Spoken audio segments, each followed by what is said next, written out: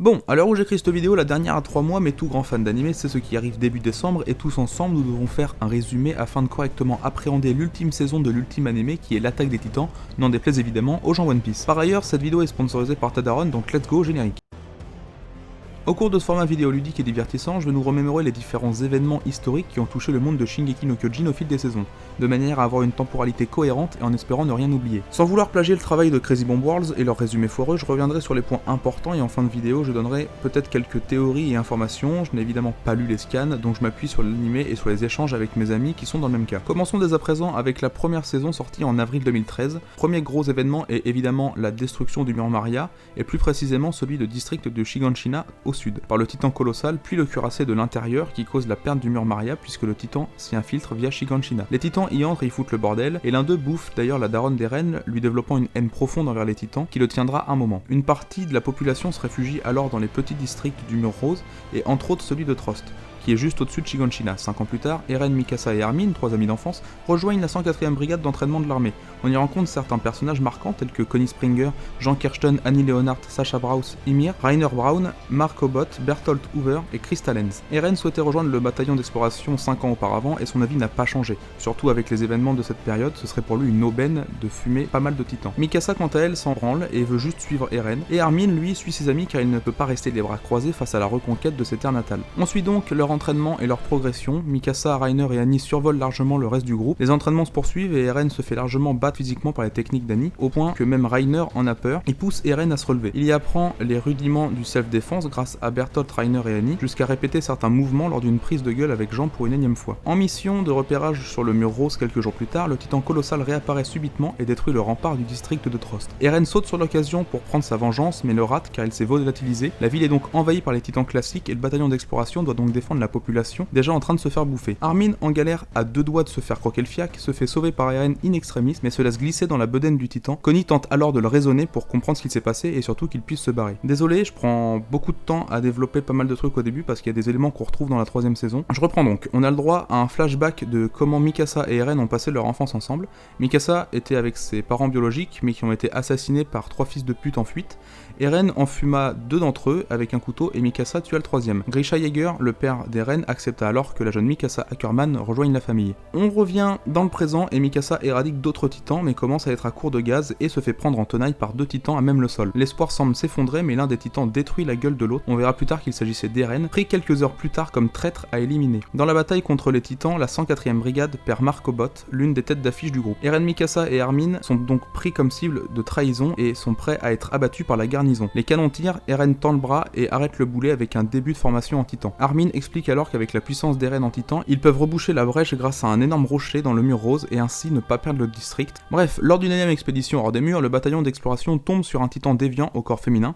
Et non, je suis pas en train de genrer le titan, lâche ton pouce rouge et me casse pas les couilles. D'ailleurs surnommé le titan féminin tout le reste de l'animé, jusqu'à ce qu'on se rende compte que c'est Annie qui endosse ce rôle et se fight avec Eren en mode titan. Elle perd le combat et se pétrifie dans une pierre transparente et brillante très solide avant de se faire capturer. La saison 1 se termine alors sur la capture d'Annie dans son énorme cristal et la découverte d'un trou dans le mur avec la gueule d'un titan entre les parois du mur. La seconde saison arrive donc le 1er avril 2017, soit 4 putains d'années après la première saison. Et en plus, on aura le droit qu'à 12 épisodes, mais le contenu y est absolument intéressant. Ah oui, et n'hésitez pas à me corriger si je me suis trompé sur un point en commentaire tout en restant dans le flou pour ne pas nuire aux personnes lisant vos retours. Merci à vous et on continue. Reprenons avec la saison 2. Du coup, le prêtre Nick demanda à Hanzi, une major du bataillon d'exploration et proche de Levi et Erwin, rappelons-le, de recouvrir rapidement la tête du titan pour ne pas que la population doute de la légitimité de sa religion dite le culte du mur. À côté de ça, les membres de la 104e brigade d'entraînement ont été mis de côté dans un manoir au sud du mur rose car jugés comme potentiels complices d'Annie. Des titans sont repérés à proximité, donc ils changent de cap tout en alertant les villages voisins. L'un des membres du bataillon d'exploration, Mike Zacharias, se met en route pour terrasser les titans. On apprend d'ailleurs qu'il est l'un des plus forts après Levi. Il dégomme quelques titans avant de repérer un titan tout poilu qu'il considère comme déviant. Ce même titan attrape la monture de Mike avant de lui balancer dans la gueule, ce qui le blessa. Le titan se penche vers lui pose quelques questions avant de missionner les titans avoisinants de le bouffer avant de s'emparer de son équipement tridimensionnel tout en se demandant ce que c'est. Nous avons donc un nouveau titan spécial,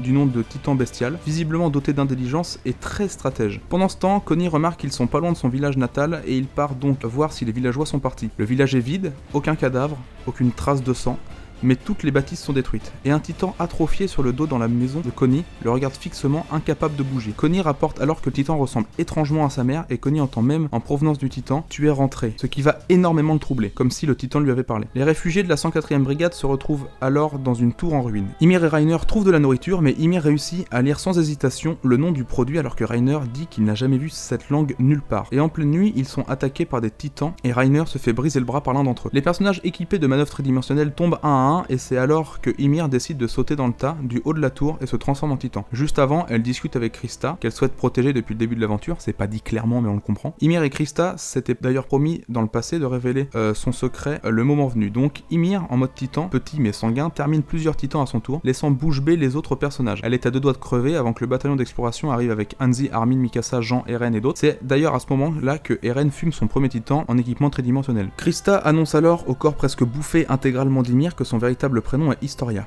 Historia Reiss, une descendante de lignée royale. De retour sur les murs, la 104e brigade fait un débrief de la situation et Reiner et Berthold discutent entre eux en mettant Eren dans la confidence que ce sont eux qui ont détruit le mur Maria il y a 5 ans. Eren troublé et Mikasa, qui regarde du coin de l'œil un petit peu à l'écart, leur demande d'arrêter leur délire avant que les deux imposteurs ne décident de se transformer. Mikasa intervient, mais dans la précipitation, elle n'est pas assez précise. Reiner se transforme, empoigne Eren, Berthold aussi et sa vapeur fait perdre l'équilibre de tous et il récupère Ymir dans son brancard. S'ensuit un combat épique entre Reiner et Eren. Le héros a même l'ascendant avant que Reiner donne le signal à Berthold de laisser tomber son titan sur Eren pour le capturer. Leur poursuite est impossible et on retrouve Reiner et Berthold en équipement tridimensionnel, Ymir presque régénéré et Eren avec les bras manquants. On a le droit à une explication de Berthold. Reiner serait atteint d'une sorte de schizophrénie entre celui qu'il doit être en tant que guerrier et celui qu'il est en tant que soldat. En voulant oublier ses crimes commis il y a 5 ans, il s'est développé une double personnalité, celui qui veut exterminer la population des murs et celui qui fait partie intégrante de la 104e brigade. Entre-temps, deux groupes sont partis explorer le mur rose afin de trouver la faille qui a fait rentrer les titans dans l'enceinte du mur. Sauf qu'aucune faille n'a été trouvée, donc les titans venaient déjà de l'intérieur du mur.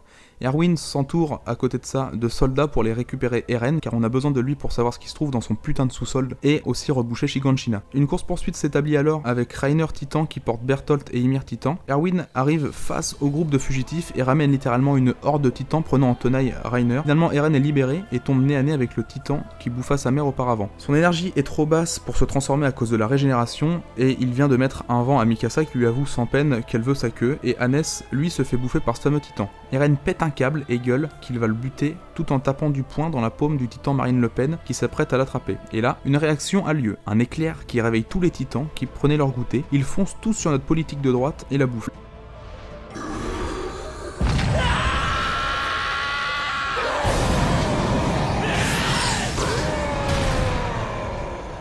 Le bataillon est abasourdi, mais en profite pour s'enfuir. Eren gueule ensuite sur Reiner, lui disant qu'il se vengera. Même réaction. Tous les autres titans changent de cible. Un nouveau pouvoir dans les mains de l'humanité vient de faire son arrivée, et la saison 2 se termine sur le titan bestial au-dessus du mur et son hôte qui en sort. Un blond barbu à la carrure musclée et avec des lunettes. Récapitulons. Nous avons un titan bestial visuellement inconnu, nous savons que Berthold et Reiner sont les titans colossales et cuirassés, et nous savons qu'Ymir possède aussi un titan.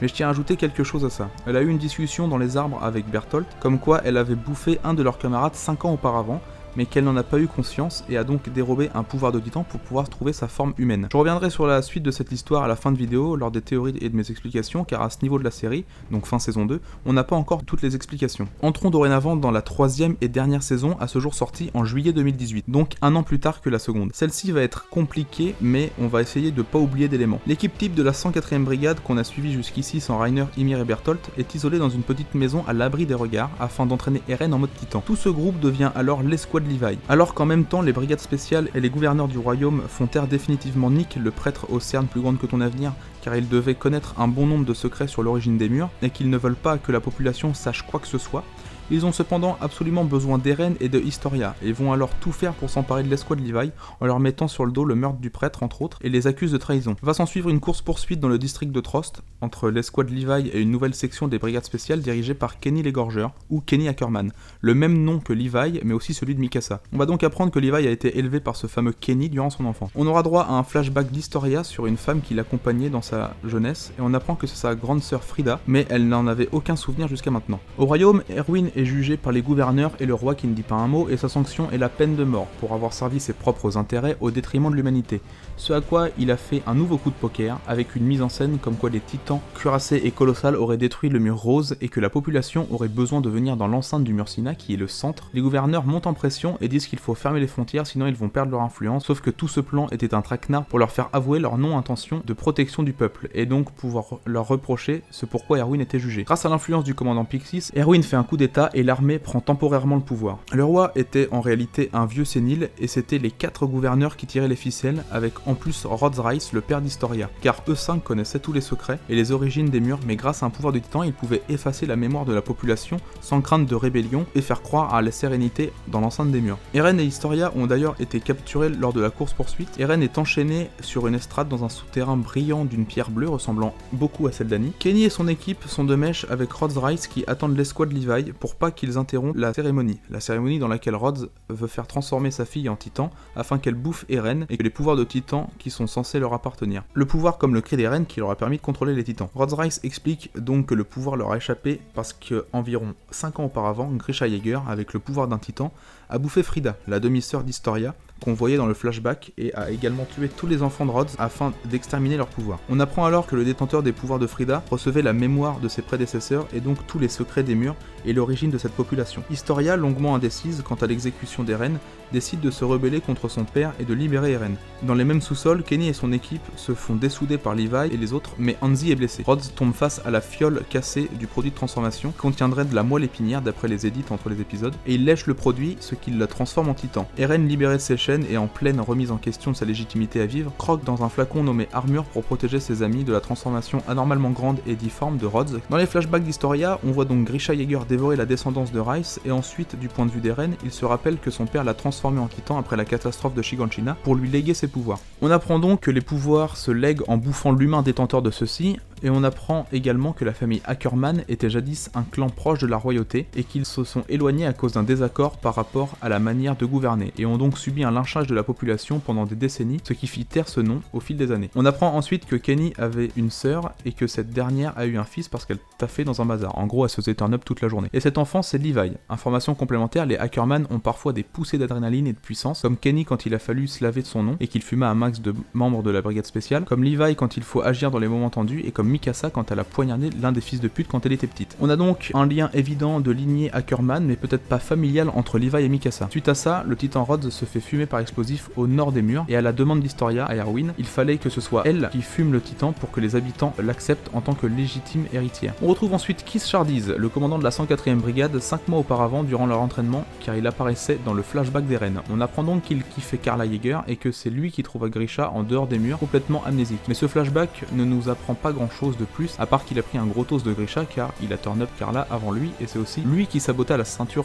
d'entraînement d'Eren pour qu'il échoue au test. La fin de la première partie de la saison 3 se termine sur le bataillon d'exploration en haut du mur rose, prêt à aller récupérer le mur Maria, se faisant encourager par la population. Erwin souligne même que c'est la première fois de sa carrière qu'il voit le bataillon d'exploration se faire applaudir. Le dernier plan est Reiner et Bertolt attendant sur le mur Maria face au coucher de soleil. Le bataillon d'exploration arrive donc sur le mur Maria, en dehors du mur, le titan bestial entouré de titans normaux et le cuirassé grimpe Maria de l'intérieur. Erwin lance un ultime assaut contre le titan bestial pour les distraire avec toutes les recrues en missionnant Levi de le fumer en le contournant par les titans. Dans la ville, le groupe du début de l'animé se rue sur Reiner et le fume avec une nouvelle arme, les lances foudroyantes. Bertolt intervient en se transformant, Armin et Eren tentent de l'arrêter et Armin se fait littéralement cuire par la vapeur de Bertolt. Erwin, lui, bouffe un des rochers que le bestial lançait sur les soldats, se ruant sur lui et est à 2 doigts de mourir. Bertolt, extirpé de son corps de titan, va être mangé par soit Armin soit Erwin qu'il faut sauver avec l'une des fioles de transformation. Le titan bestial, lui, se fait récupérer in extremis alors que Levi allait le tuer.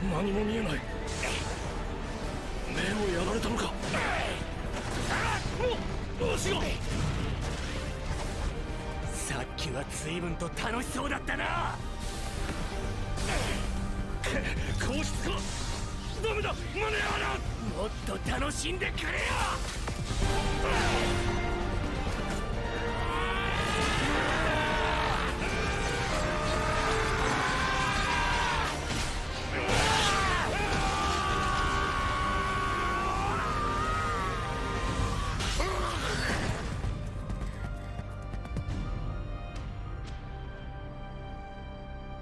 巨人化直後、体を激しく損傷し、回復に手一杯のうちは巨人化できない。そうだったよな。おい、返事しろよ。失礼なやつだな。Par le titan à quatre pattes bizarre, Armin est finalement choisi et hérite donc du titan colossal. Reiner est sauvé aussi et ils réussissent à fuir. Ils peuvent alors visiter le sous-sol de la maison des reines et on y trouve des livres et une photographie de Grisha accompagnée d'une femme et d'un enfant. L'enfant s'appelant Sieg-Jäger et la femme Dina Fritz, une héritière du peuple d'Ymir-Fritz, une humaine qui demanda au démon de la terre de lui prêter ses pouvoirs lui permettant de se transformer en titan 8120 ans auparavant. À sa mort, son pouvoir se sépara en 9 titans primordiaux pour construire l'empire d'Eldia et opprimer le peuple de Mar jugé plus faible, un pays loin de la ville des murs. Et la descendance de ce peuple héritier des titans s'appelle les Eldiens. Le peuple initial de Mar a en réalité réussi à mettre 7 des 9 titans primordiaux de leur côté pour renverser le peuple Eldien. Leur roi se mura sur une île nommée Paradis en abandonnant son peuple pour éviter la guerre. Les habitants Eldiens restés à Mar sont parqués dans des quartiers spécifiques avec des conditions de vie restreintes. Ils sont également opprimés par la population de Mar. Grisha, en grandissant, est pris comme hérétique. Les hérétiques sont transformés en titans en les laissant vagabonder vers le nord sur une île plus loin de Mar. La femme de Grisha, Dina, est elle aussi transformée. On se rend compte que c'est elle, le titan qui a bouffé Karla Jäger et Hannes de la garnison. Avant de mourir, elle dit même en titan qu'elle chercherait toujours à retrouver Grisha. Ensuite, la taupe infiltrée au gouvernement de Mar donne son pouvoir à Grisha en expliquant qu'une fois qu'on hérite d'un pouvoir titanesque, on a 13 ans avant de mourir, et si le pouvoir n'a pas été légué, il est aléatoirement redistribué à un Eldien, qui peuple du coup l'enceinte des murs. On y découvre aussi que la quantité de liquide de transformation injecté a une influence sur la taille du titan. Eren se rend alors compte qu'au contact de quelqu'un descendant de la lignée royale, un pouvoir mystérieux apparaissait, comme quand il frappa le titan de Dina et que le cri a ordonné au titan de tuer la blondasse.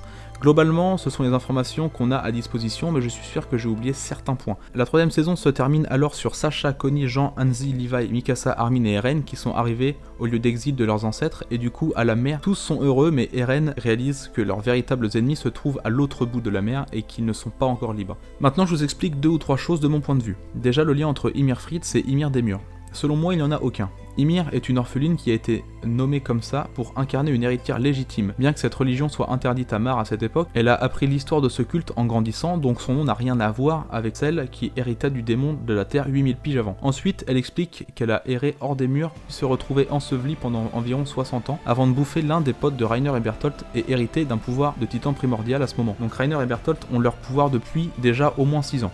Ensuite, petite information, dans la première partie de la saison 3, quand Rhodes est en titan, il arrive au nord des murs et Erwin dit que les troupes du nord sont moins bien entraînées puisqu'ils ont presque pas de titans par rapport au sud qui prend presque tout. Mais c'est normal car les titans viennent tous du sud comme ils sont exilés depuis le sud et qu'on leur a dit avant de mourir de courir vers le nord car ils trouveraient apparemment un village ou une ville. Puis pour finir cette vidéo, voici une petite théorie que j'ai eue avec une amie, le titan bestial est stratège. Connaît absolument tout des murs, mais ne connaissait pas l'équipement tridimensionnel.